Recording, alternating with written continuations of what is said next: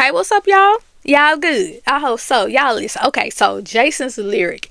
This is one of the movies that's in my top tens because it has so many layers to it, right? It's like that's the type of movie that you could just really break down and dissect. It's just so good like that because when you watching when you younger, you just watching it because it's one of them what they call them black classics. That's one of them hood classics that you watch.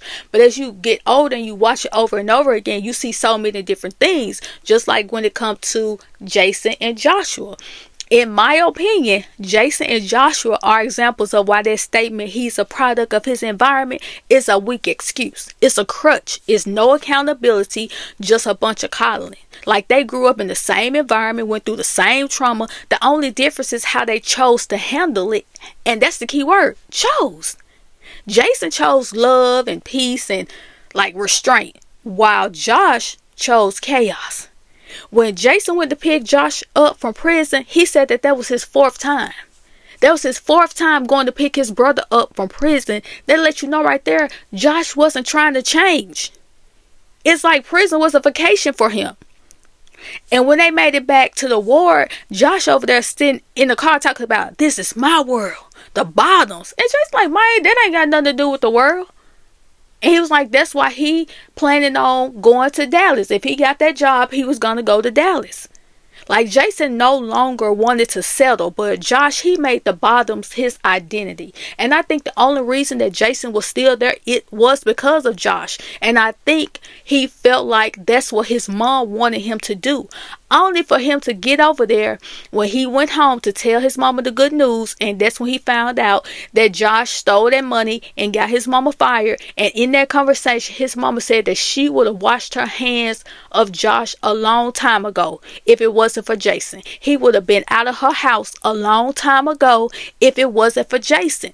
Now, Jason is spending his whole life trying to be his brother's keeper because I feel like he felt that that's what his mama wanted. Because when you go back to the beginning of the movie, when Mad Dog is over there outside sloppy drunk and she beating on the window with her Afro puffs telling him to go home, Jason and Josh coming home from playing basketball, they see it happen, they run home, go in the house, they're like, mama, you okay? You alright? He didn't get in, did he? She said, no, baby, I'm fine. He said, I help you set the table. Then she could feel Josh burning a hole in her back, and when she turned around, he was like, why can't he just leave us the F alone? And she's like, Joshua, watch your mouth. And she said, Jason, go check on your brother. I feel like that's what Jason heard his whole life growing up. Jason, check on your brother. Jason, make sure your brother okay. So in his mind, that's what he was supposed to do. And we know, depending on the environment, reputation is currency. Like fear equals authority, and violence, it earns you respect. And when you think about it like that, Josh and Alonzo were the same person, different funds. Alonzo already had the reputation. He had the currency and people feared him. Alonzo is the type of person Josh wants to be and who he thinks he is when he's in the bottom.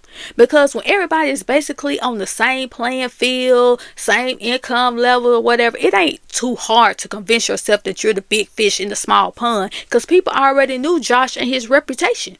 Just like at the party, when they had the surprise party for him and his friends bring him home, he sloppy drunk again. He go in there grabbing on the cake. Those people then react like, I can't believe he did that. Why would he do something like that? No, they back there with their arms folded, shaking their head like, here you go again. That boy ain't changed. Even Elmo knew when he told Jason that he got the job, and then here come Jason back the next day talking about he ain't gonna be able to go. And he was like, what you mean you ain't going?